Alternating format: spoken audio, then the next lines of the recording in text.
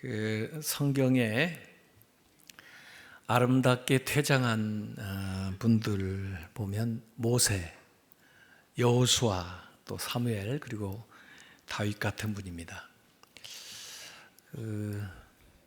대체로 이 훌륭한 분들은 마지막에 기도를 남기더라고요. 여러분들도 마지막까지 열심히 건강하게 잘 사시다가 기도를 남기시고 하나님께 가시길 바랍니다. 그 코미디언 여자분인 그 김미화 씨가 그런 얘기했다고 저도 들었는데, 자기 죽으면 자기 묘비에 그렇게 써달라고. 웃기고 자빠졌네.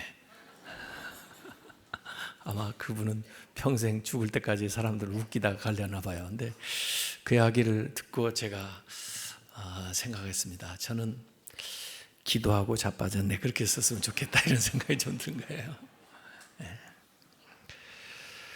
그 다윗이 마지막으로 남긴 말들이 오늘 역대상 28장, 29장에 있고요. 또 사실은 다른 곳에는 사무엘하 23장, 또 열왕기상 2장에도 나와 있는데, 이제 다윗이 그 자신을 이어서 이제 왕이 될 솔로몬에게, 또 백성들에게, 또 하나님에게 드리는 말씀들이 나와 있습니다. 특별히 그 열왕기서에는 솔로몬에게 인생살이의 지혜를 가르쳐 주는데, 한마디로 이야기하면 대장부가 되라, 이런 교훈을 주고 있고요.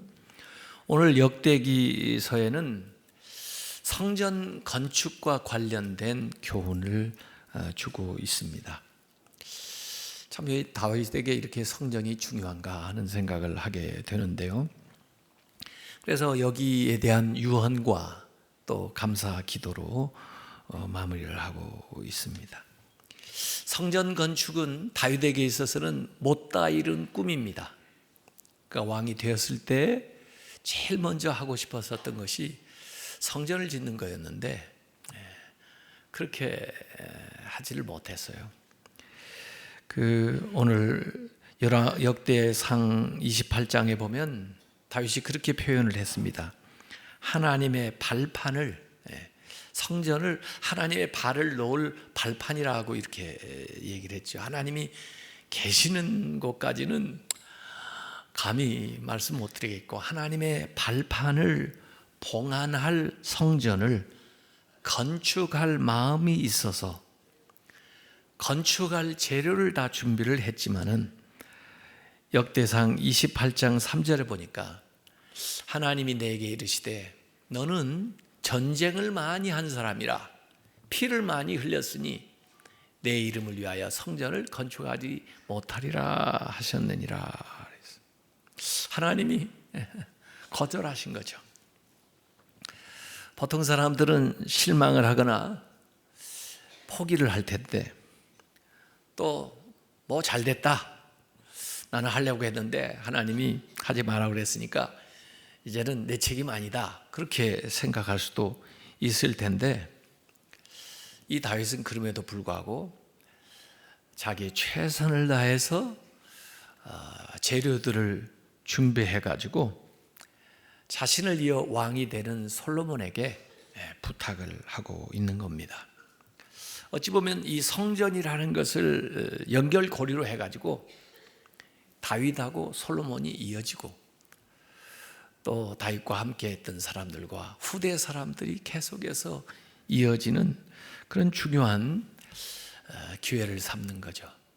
그래서 준비한 사람 것도 중요하지만은 그걸 할 수 있는 기회를 얻게 되는 것도 정말 중요하다.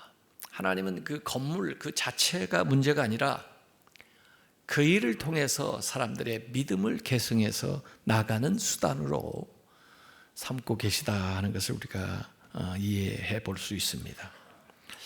오늘 역대상 28장에는 이 솔로몬에게 유언을 하는 내용이 나오는데, 한마디로 얘기하면 내 아버지의 하나님을 알라 하는 얘기입니다.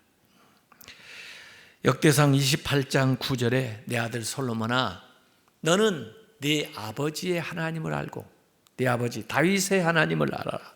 다윗의 생애 속에서 다윗이 체험한 그 하나님을 알고 나아가서 온전한 마음과 기쁜 뜻으로 섬기라. 마음으로 섬겨라. 온전한 마음으로 기쁘게 섬겨라. 억지로 하지 말고. 여호와께서는 모든 마음을 감찰하사 모든 의도를 아시나니. 의도의 순수성. 내가 만일 그를 찾으면 만날 것이요 만일 네가 그를 버리면 그가 너를 영원히 버리시리라. 하나님을 찾으라 그 말이죠. 하나님을 알라. 진심으로 하나님을 섬겨라. 그리고 하나님을 찾으라. 이게 다윗이 솔로몬에게 당부하는 이야기입니다. 그러면서 10절에 그런즉 이제 너는 삼갈지어다. 여호와께서 너를 택하여 특별히 네가 선택받은 거야. 성전의 건물을 건축하게 하셨으니 힘써 행할지니라 하니라. 그래서 오늘 말씀 대목에 보면은 다윗이 모든 재료를 준비할 뿐만 아니라 하나님께 영감으로 받은 설계도까지 솔로몬에게 넘겨주는 거예요. 마치 성막을 만들 때도 하나님께서 시내산에서 모세에게 보여주신 그 설계도대로 모세가 부살레렌테 전수를 해서 만든 것과 같은 방식입니다. 역대상 28장 19절에 다윗이 이르되 여호와의 손이 하나님의 손이 내게 임하여 이 모든 일의 설계도를 그려 나에게 알려주셨느니라. 20절에 또 그의 아들 솔로몬에게 이르되 너는 강하고 담대하게 이 일을 행하여 두려워하지 말며 놀라지 마라. 내가 여호와의 성전 공사의 모든 일을 마치기까지 여호와 하나님 나의 하나님이 너와 함께 계시사 내게서 떠나지 아니하시고 너를 버리지 아니하시리라. 이 마지막 당부를 한 다음에 오늘 읽은 역대상 29장 10절에서 19절까지는 기도가 감사의 기도로 그렇게 나와 있습니다. 솔로몬에게 유언하고 백성들을 독려한 다음에 하나님 앞에 기도로 마무리하는 거죠. 그런데 오늘 읽은 기도문을 가만히 읽어보면 언약궤를 예루살렘으로 이전을 하고 역대상 16장에 다윗이 기도했던 하나님께 찬양과 감사를 드렸던 그 내용과 거의 동일한 주제로 기도를 하고 있습니다. 그때에도 역대상 16장 34절에 여호와께 감사하라. 그는 선하시며 그의 인자하심이 영원하미로다. 이렇게 기도했었는데 오늘 읽은 그 기도는 기도의 모범이라 보여질 정도로 아주 기도가 담고 있는 내용들을 다윗이 잘 표현을 했습니다. 우선 10절에 다윗이 온 회중 앞에서, 이 회중은 에클레시아 교회예요. 교회 앞에서 여호와를 송축하여 이르되 우리 조상 이스라엘의 하나님 여호와여 주는 영원부터 영원까지 송축을 받으시옵소서. 다윗에게서 특별히 역대기에 많이 기록되어 있는 단어가 영원이라는 말입니다. 영원한 언약을 받은 사람이기 때문에 하나님께 우선 송영을 드리는 거예요. 우리가 예배 드릴 때도 앞에 송영을 하고 예배 마칠 때도 송영을 하고 예수님의 그 주기도에도 마태복음 6장 13절에 나라와 권세와 영광이 아버지에게 영원히 있사옵나이다 이렇게 송영을 하는데 그 찬양하는 내용이 여기 나와 있어요. 11절에도 여호와여 위대하심과 권능과 영광과 승리와 위엄이 다 주께 속하였사오니 천지에 있는 것이 다 주의 것이로소이다. 여호와여 주권도 주께 속하였사오니 주는 높으사 만물의 머리이심이다. 우선 이 다윗의 감사기도에는 모든 것이 다 주님의 것입니다 라고, 우리가 이 세상에 누리는 모든 것이 다 주님이 주신 것입니다 라고 감사하고 있어요. 그래서 하나님께서 모든 것을 주관하시고 다스리시고 모든 것의 주인이시고 진정한 왕이시다라고 하는 것을 고백하는 겁니다. 천지에 있는 것이 다 주님 것인데, 그래서 12절에 부와 귀가, 부귀가 주님께로 말미암고 또 주는 만물의 주제가 되사 손에 권세와 능력이 싸우니 모든 사람을 크게 하심과 강하게 하심이 주의 손에 있나이다. 다윗이 살아가면서 영광도 얻었고 권세도 얻었고 때로는 골리앗 앞에서 강하게, 때로는 사람들 앞에서 크게 되었던 모든 것들이 자기의 힘이 아니라 하나님의 손이, 하나님의 도우심으로 본인에게 그 재물과 그 존귀함과 그 모든 것들을 공급해 주셨다는 거죠. 그래서 오늘 기도에는 여호와의 손이 강조되어 있어요. 우리가 기도한다는 것은 하나님의 손을 구하는 거예요. 기도할 때 하나님의 손이 움직여요. 그 하나님의 손을 통해서 위대함과 권능과 영광과 승리와 위엄과 부귀와 권세와 능력과 크게 하심과 강하게 하심이 우리에게 다가오는 거예요. 그래서 이 세상에 필요한 모든 것, 또 우리가 누리는 이 모든 것들이 다 주님의 손에 있고 주님의 주권 안에, 하나님의 주제 아래 있어서 오늘날까지 살아온 동안 하나님께서 공급해 주심으로 말미암아 일마다 때마다 보호받고 필요한 것들 공급받고 모든 것들 감당할 수 있는 능력과 승리를 주셨다는 것을 하나님께 감사드리는 것입니다. 하나님은 우리를 위대하게 하시는 분이십니다. 우리를 강하게 하시는 분입니다. 우리에게 승리를 주시는 분입니다. 우리를 영화롭게 해주시는 분입니다. 모든 필요한 것을 공급해 주시는 분입니다. 주의 일을 감당할 수 있는 능력을 주시는 분입니다. 그래서 감사하는 겁니다. 13절 우리 하나님이여 이제 우리가 주께 감사하오며 주의 영화로운 이름을 찬양하나이다. 오늘 여기 기록되어 있는 기도는 마치 시편에 기록되어 있는 감사 찬양 기도하고 일맥상통해요. 그래서 지난 시간에 시편에 나오는 기도문 가운데 가장 많은 것이 탄식 기도라고 했고, 그 다음에 많이 나오는 것이 감사와 찬양 기도예요. 개인의 일을 돌아보면서 감사와 찬양을 하고 공동체의 일을 돌아보면서 하나님 앞에 감사와 찬양을 하는 거죠. 대표적으로 시편 23편 주님이 나의 목자시니까 내가 아무 부족한 것이 없습니다. 주의 선하심과 인자하심이 정녕 저를 따르니 제가 영원히 여호와의 집에 거하겠습니다. 세상 사람들이 웰빙 그러는데요, 웰빙 음식, 웰빙 생활 얘기하는데 진정한 웰빙은 그리스도와 함께하는 삶이에요. 진정 부족함이 없는 삶은 그리스도와 함께하는 삶이에요.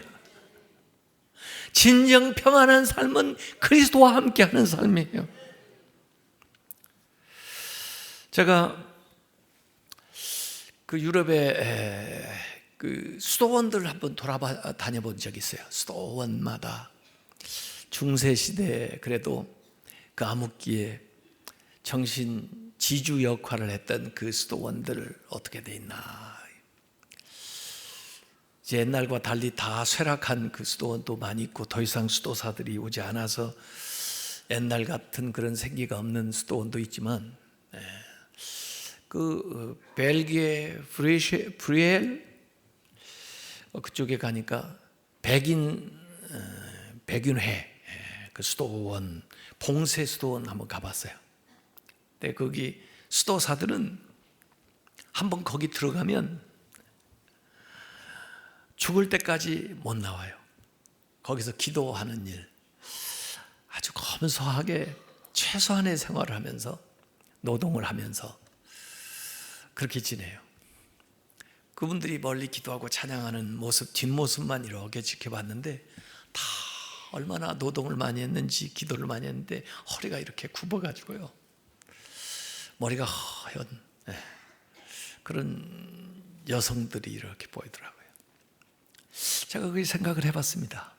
저들이 가족들과 면회도 못하고 무슨 일이 있어도 밖에도 나가지 못하고 그 안에서 죽을 때까지 그런 생활을 하니 어떻게 보면 감옥과 다를 바가 없어요. 무기징역 감옥이나 뭐이 다르겠어요. 무엇이 그 감옥과 수도원을 다르게 만드는 것일까? 감사입니다. 감사. 감옥도 감사하면 수도원이 될 수 있고, 만약에 수도원 생활을 하는데 감사가 빠지면 어떻게 해요? 감사가 빠지면 바로 그 순간으로 감옥으로 전락하게 되는 거죠. 감사는 감옥을 수도원으로도 만들 수 있고, 감사 없으면 수도원을 감옥으로도 만들 수가 있는 거예요. 나에게 주신 모든 것들, 나의 가족들, 하는 일들, 그리고 우리에게 주어진 이 자연 만물, 이 모든 것들을 내다보면서 하나님 앞에 감사하는 삶을 사시기 바랍니다. 한 절로 표현을 해놨지만 다윗이 자기의 인생을 딱 함축해가지고 15절에 이렇게 표현을 했습니다. 우리는 우리 조상들과 같이, 우리뿐 아니라 우리 조상들도 주님 앞에서 이방 나그네와 거류민들이라. 이방 나그네와 거류민은 요새로 말하면 노숙자와 난민이다, 그렇게 말해도 돼요. 정말 정체 없는, 보장 없는, 지켜주지 않는, 어디에서 어디로 가는지 모르는 이방 나그네와 거류민들이라. 우리는 세상에 있는 날이, 세상에서 살아가는 인생이 그림자 같아서, 있다가 사라지는 그림자 같아서 희망이 없나이다. 이 세상, 내 생명에, 내 인생에 희망이 없습니다. 이 세상 살이에 희망이 없습니다. 이 나라 이 민족에 희망이 없습니다. 이 왕까지 지낸 분이 말이에요, 이런 얘기를 하고 있어요. 근데 이 다윗만이 아니에요. 솔로몬도 전도서를 시작하자마자 전도서 1장 2절에 헛되고 헛되며 헛되고 헛되니 모든 것이 헛되도다. 한 문장 안에 헛소리를 5번을 집어넣어놨어요. 얼마나 헛된지. 그리고는 일일이 다 이러면서 왜 헛된지, 무엇이 헛된지 설명을 해요. 사람에게 희망이 없습니다. 오직 하나님에게만 희망이 있습니다. 그 얘기를 하려는 거예요. 세상에 희망이 없습니다. 오직 하나님 나라에만 희망이 있습니다. 인생에는 희망이 없습니다. 오직 하나님께만 희망이 있다는 거예요. 인생의 덧없음과 인생의 한계와 그 유한한 것들을 고백하는 거예요. 모세의 기도 시편 90편 12절에 보면은 우리에게 우리날 계수함을 가르치사 지혜로운 마음을 얻게 해주십시오. 우리의 지난 세월을 한번 돌이켜보면서 남은 세월을 지혜롭게 살아가게 해주십시오. 그래서요. 죽음으로부터 내가 하나님 앞에 섰다고 생각하는 것으로부터 오늘 인생을 되짚어보면서 살아가는 것이 종말론적인 삶이에요. 그것이 사실은 부활의 삶이에요. 오늘 우리가 경험하는.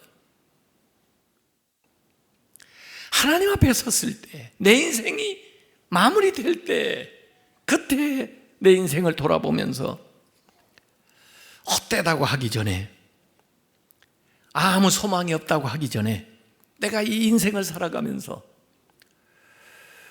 그 인생의 결말을 내다보면서 남은 세월을 하나님의 뜻대로 하나님께 붙들려서 하나님이 원하는 삶을 살아가는 길밖에는 하나님을 찬양하고 하나님께 감사하는 길이 없습니다. 우리는 하늘나라로 가는 나그네 길을 살아가고 있는 거예요. 그래서 하나님이 모든 거 주셨습니다. 감사하고 이 남은 세월에 내가 하나님을 위해서 드릴 수 있고 할 수 있는 것에 대해서 감사하고 있습니다. 그것이 17절에 나의 하나님이여 주께서 마음을 감찰하시고 정직을 기뻐하신 줄 내가 아나이다. 내가 정직한 마음으로 이 모든 것을 즐거이 드려싸우며 이제 내가 또 여기 있는 주의 백성이 주께 자원하여 드리는 것을 보니 심히 기쁘도소이다. 심히 기쁘다는 말을 심히 감사합니다, 그렇게 바꿔도 되는 이야기예요. 하나님이 모든 것을 저에게 주셨을 뿐만 아니라 저희들이 하나님 앞에 기쁘게 드릴 수 있다는 것이 감사합니다, 그런 거죠. 이것은 드리는 거 물질의 문제가 아니에요. 마음의 문제예요. 마음의 문제. 물질의 양이 아니에요. 마음의 정성이 문제예요. 하나님은 마음을 감찰하시기 때문에 물질 이전에 마음을 보셔요. 그런데 정직한 마음으로 즐겁게 자원해서 하나님 앞에 드릴 수 있는 이런 믿음을 주셔서 감사합니다, 그런 거죠. 내 것을 드리는 게 아니에요. 할 수 없어서 드리는 게 아니에요. 인색하게 드리는 게 아니에요. 정직한 마음으로, 감사한 마음으로 드리는 거예요. 왜 가인은 드리고도 망했을까요? 왜 홈리와 비느하스는 드리는 일을 하면서도 복을 못 받았을까요? 아나니아와 삽비라는 재산을 반절을 드렸는데도 불구하고 복을 못 받았을까요? 정직한 마음이 없었기 때문에, 자원하는 마음이 없었기 때문에, 기쁨으로 드리는 마음이 없었기 때문에 그런 거예요. 그래서 다윗이 먼저 그들 앞에 본을 보여줍니다. 그래서 오늘 보면 다윗이 하나님 앞에 드린 모든 것에 대한 리스트가 나와요. 전체를 드렸어요. 금, 은, 노, 철, 나무, 보석 모든 걸 드려요. 그러면서도 이게 다 주님께로부터 온 것입니다. 주님 것입니다. 주님의 것을 받으소서 드려요. 우리 찬송가에도 634장 봉헌송, 여기 다윗의 기도에서 온 것인데, 모든 것이 주께로부터 왔으니 이 예물을 주께 드리나이다. 아멘. 모든 것이 주께로부터 왔으니 이 예물을 주께 드리나이다. 아멘. 백성들에게도 자신이 본을 보이면서 자원해서 기쁜 마음으로 드리라고 권면해요. 그래서 29장 5절에도 누가 오늘날 즐거이 자기 손에 채워서 여호와께 드리겠는가 하고 초청하는 거예요. 그런데 백성들이 감동을 해가지고 자원하는 예물을 기쁜 마음으로 하나님 앞에 드리기 시작하는데, 그 모습을 보니까 너무 기쁜 거예요. 너무 감사한 거예요. 여러분, 우리가 살면서 남이 나에게 해준 것은요, 기억됩니다. 심지어 그가 죽었어도 기억이 됩니다. 저도 신학교 다닐 때부터 지금까지 이렇게 돌이켜보면요, 정말 많은 사랑을 받았어요. 그분들이 다 기억이 됩니다. 아직은 다 기억할 수 있습니다. 언제 기억 못할 날이 올지도 모르지만 그분들이 이미 하늘나라에 갔는데도 그분들이 행한 일로 저에게 기억됩니다. 아무리 기억한다고 해도 제가 죽는 날 그 기억이 끝나겠죠. 그러나 하나님은 영원하시기 때문에 하나님에게 드린 것은 영원히 기억됩니다. 하나님은 영원히 기억하십니다. 그래서 기쁜 거예요. 그래서 감사하는 거예요. 이런 기회를 주신 하나님 앞에 모든 것이 하나님께서 왔으니 하나님께 감사합니다. 모든 드린 것이 하나님께 기쁨으로 드릴 수 있으니 하나님 감사합니다. 여러분의 자녀들이 여러분의 도움과 여러분이 공급하는 모든 것을 받고 살아가면서도 거의 자녀들이 그래요. 장성할 때까지 그래요. 그런데도 불구하고 그 자녀가 여러분 생일이라고 조그마한 선물 하나 가지고 와서 여러분에게 드리면 기쁘죠. 여러분이 준 게 더 많아도, 아니 심지어 여러분이 준 것 가운데 일부를 가지고 뭘 사왔다 할지라도 그 마음이 감사하죠. 그 정성이 기특하죠. 모든 것이 주님께로 왔지만 우리가 주님께 주님 것을 드리지만은 하나님은 기뻐하시는 거예요. 다윗은 마지막 간구를 여기 18절 19절에 하고 있습니다. 우리 조상들 아브라함과 이삭과 이스라엘 야곱의 하나님 여호와여, 주께서 이것을 주의 백성의 심중에 영원히 두어 생각하게 하시고 그 마음을 준비하여 주께로 돌아오게 하시며, 이 백성들이 지금 행한 이 일들을 영원히 마음속에 두고 생각하면서 주님께 돌아오게 해 주십시오. 그 다음에 19절은 자기 아들에게 하는 얘기예요. 내 아들 솔로몬에게 정성된 마음을 주셔서 주의 계명과 권명과 율례를 지켜 이 모든 일을 행하게 하시고 내가 위하여 준비한 것으로 성전을 건축하게 하옵소서. 그래서 이 백성들이 이 성전을 짓는 이 마음, 이 자세로 살게 해달라고 그러고, 솔로몬도 정말 이 일을 성심성의껏 하면서 하나님 말씀 지키면서 살게 해달라고 해요. 그렇게 될 줄로 믿고 감사하는 거예요.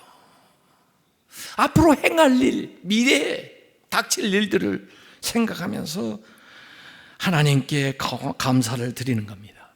오늘 사실 이 역대기서는요,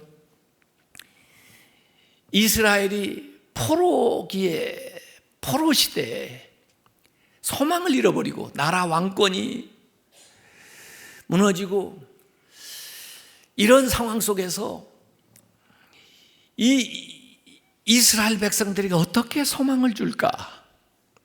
그래서 이 역대기서는 에스라 선지자가 썼다고 이렇게 알려지고 있어요. 그렇게 소망을 주는데 왕조가 무너진 것이 문제가 아니고 성전, 하나님께 드리는 제사를 중심으로 해서 다시 한번 이스라엘이 일어나야 된다는 생각이에요. 그래서 이 성전에 대한 사상이 여기에 다윗의 생애 속에서 또 다윗의 마지막 말 속에서 강조되어 있는 거예요. 근데 이 성전은 사실은 건물이 아니고 이 성전은 예수 그리스도예요. 예수 그리스도께서도 이 눈에 보이는 성전보다 이 예수 그리스도 자신이 성전된 것을 우리에게 얘기를 해 주셨어요. 믿음의 본질, 예수 그리스도, 하나님의 나라, 이것들이 나에게서뿐만 아니라 내 자녀들 손 계승해서 내려가야 돼요. 그래서 오늘날 이 교회당을 성전이라고 하지 않습니다. 이건 예배당이고 예배드리는 것이고 참 성전은 예수 그리스도세요. 그래서 실제로 유럽 같은 데 가면 몇백 년을 두고 교회를 짓는데 그들은 교회 건물을 짓는 것이 아니고 믿음을 계승해 나가는 거예요. 예수 그리스도에 대한 그 믿음, 하나님 나라에 대한 소망을 자손들에게 내려가는 거예요. 그래서 오늘 여기에 나와 있는 이 성전은 비단 보이는 건물뿐만 아니라 우리가 믿음을 가지고 우리의 자녀와 그 자녀들 때에 계속 하나님 앞에 나아가야 되는 신앙생활을 얘기하고 있는 겁니다. 하나님이 모든 것의 주인 된 것을 감사하시기 바랍니다. 그 하나님의 손에는 모든 것이 다 들려있기 때문에 여러분이 기도할 때 하나님께서 그 모든 것을 여러분에게 주시는 것을 감사하시기 바랍니다. 그리고 여러분이 행하는 모든 일들이 주님이 주신 것으로 행하게 되는 것을 감사하시길 바랍니다. 그리고 앞으로 살아가면서도 행할 모든 일들이 주님의 공급하심과 도움을 따라서 이루어질 것을 믿고 감사하시기 바랍니다. 우리나라 민족을 위해서도 하나님께서 도우셔서 견고한 터 위에 나라 민족을 세우시고 교회를 세우시고 믿는 자들을 세워서 위대한 일을 계속해 나가실 것을 감사하면서 찬양하시기 바랍니다.